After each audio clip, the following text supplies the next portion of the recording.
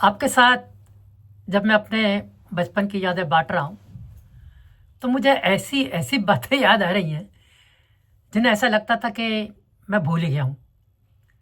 और सच बताऊँ, मैंने कभी सोचा भी नहीं था कि ये घटनाएँ आधी से ज़्यादा सदी बीत जाने के बाद भी मेरी यादों में अभी तक बसी हुई हैं।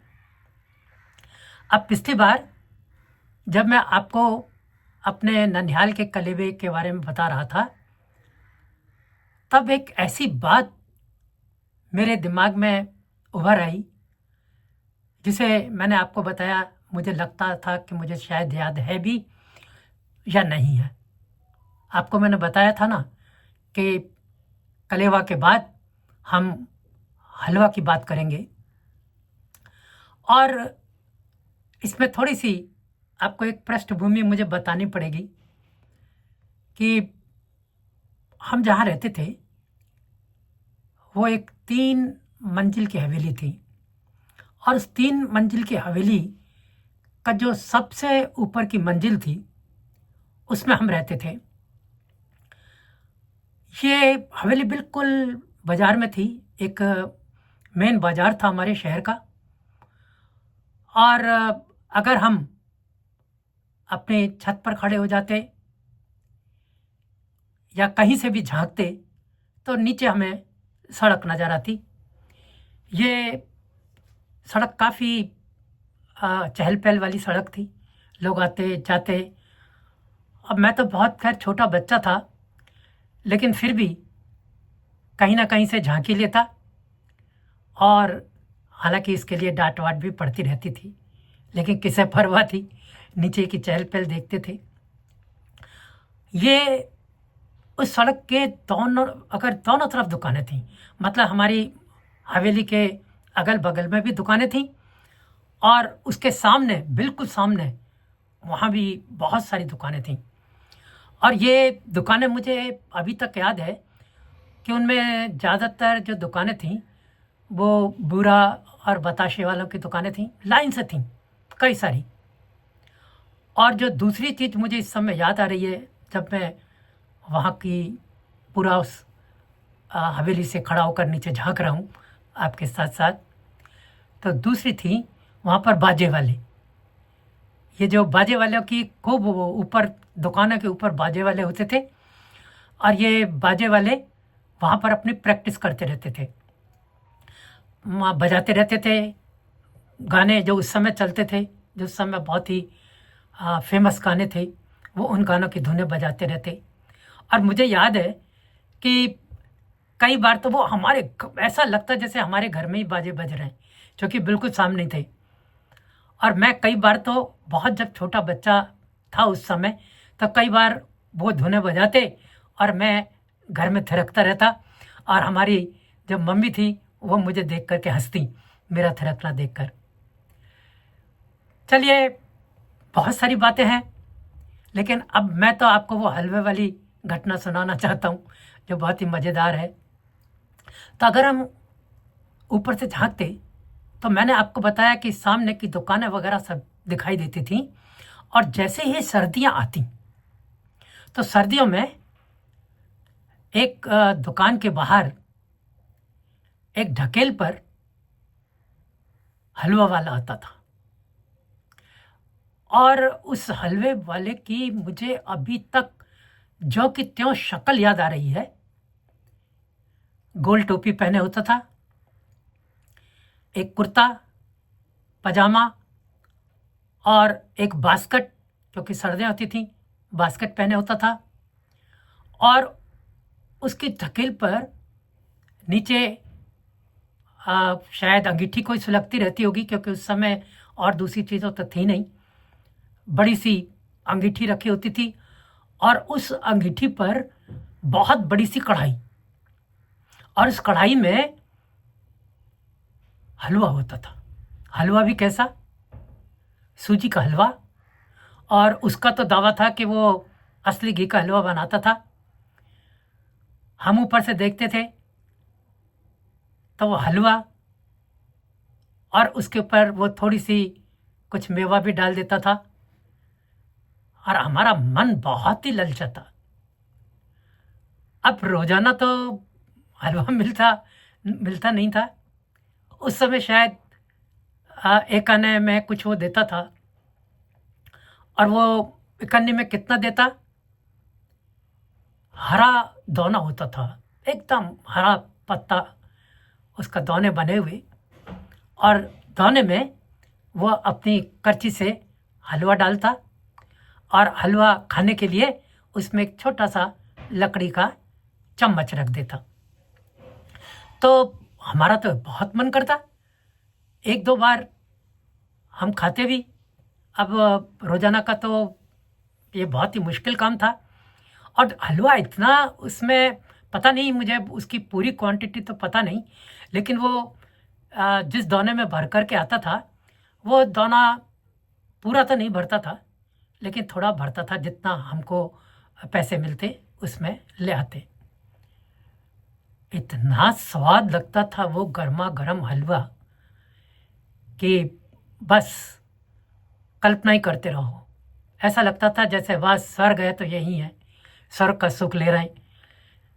लेकिन बड़ी जल्दी खत्म हो जाता था। सबसे बड़ी दिक्कत ये थी, तो हम क्या करते थे कि धीरे धीरे खाते थे कि इसका ज़्यादा स्वाद ले सकें। मैं जबकि आपको ये बात बता रहा हूँ, तब मैं बहुत छोटा था, और चूँकि हलवे के लिए लेने के लिए वो थोड़ी सी जो सड़क थी, क्योंकि वो हमारी तरफ नहीं खड़ा होता था, सामने वाली दुकान के पास में खड़ा होता था, तो इसलिए मुझे कभी भी अकेले तो जाने ही नहीं दिया जाता था। इतना छोटा था मैं कि ये सड़क पार करेगा तो कहीं कुछ कोई गाड़ी वाड़ी मार जाए। तो मुझे याद है कि शायद मैं तो कभी अकेले तो गया ही नहीं।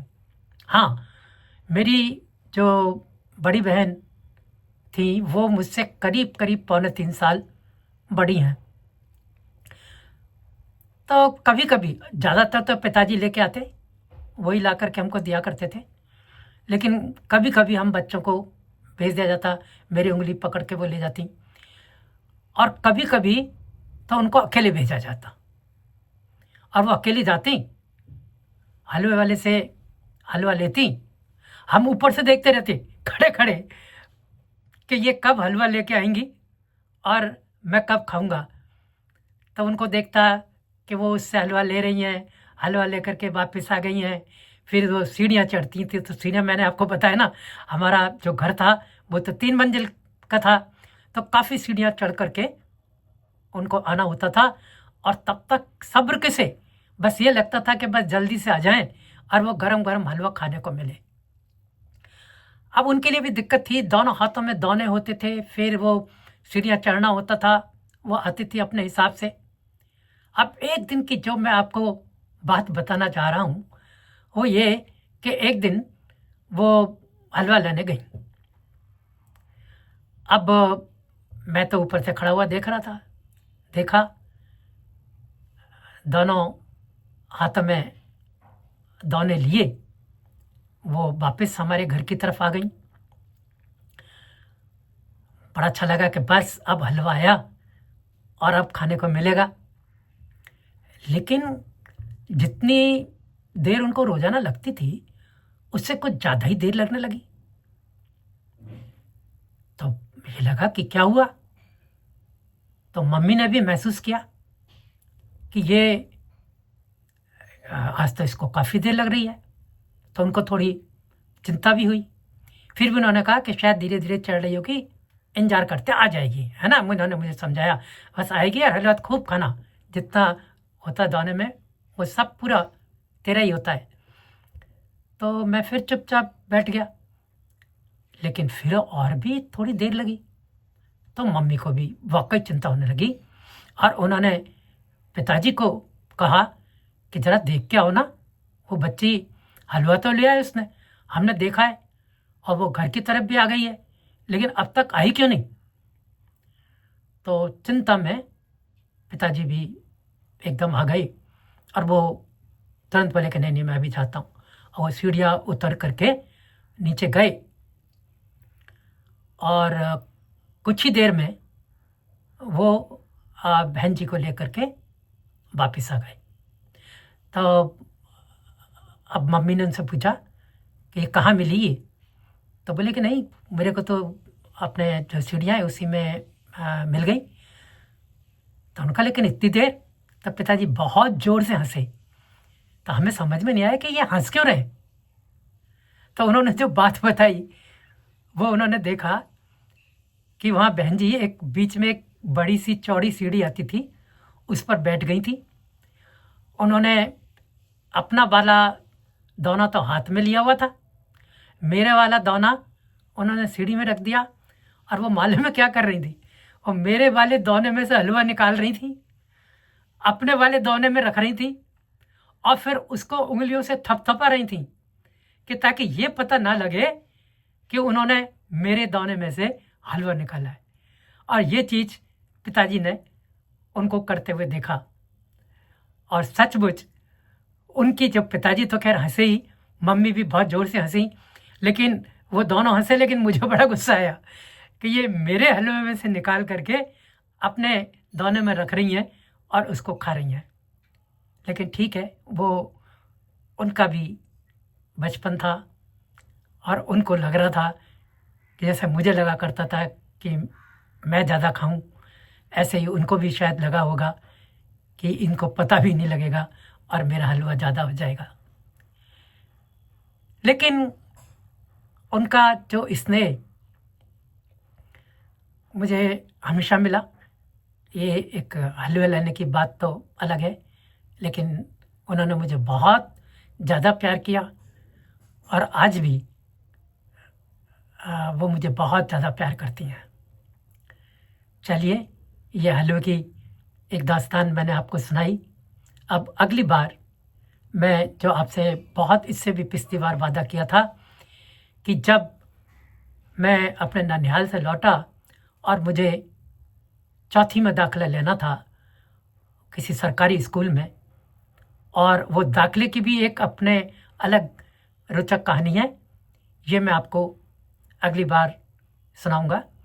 तो तब तक के लिए आप देखते रहिए छोटी बातें बड़ी यादें। बहुत बहुत नमस्कार, बाय।